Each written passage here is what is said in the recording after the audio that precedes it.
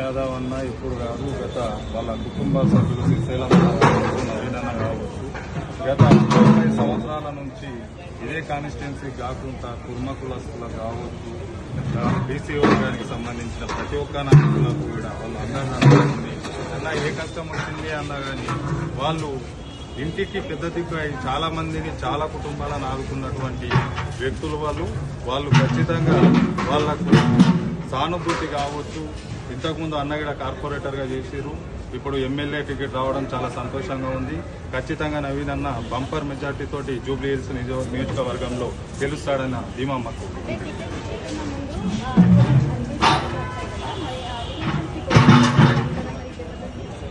Allegations రావడం ఖచ్చితంగా ఎవరిపైన ప్రత్యర్థి అనే వాళ్ళు ఖచ్చితంగా ఎంత మంచి వ్యక్తికైనా సరే కొన్ని చెడు అన్ని అనుకున్నట్టుగా ఉండవు కాబట్టి కొన్ని మంచి పనులు ఉంటాయి, కొంతమందికి చెడుగా అర్థమవుతుంది, కొంతమందికి మంచిగా అర్థమవుతుంది. కాబట్టి చెడ్డవాళ్ళు అనుకునే వాళ్ళు చెడ్డవాళ్ళే, వాళ్ళు మంచిగా అనుకునే వాళ్ళు చాలా మంది ఉన్నారు. ఖచ్చితంగా 190% నవీన్ అన్నకు సపోర్ట్గా ఉన్నారు. ఖచ్చితంగా నవీన్ అన్ననే గెలుస్తాడు అంటారు.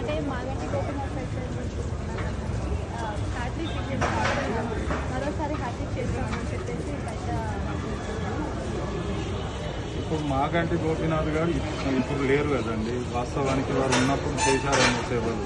కానీ ఇప్పుడు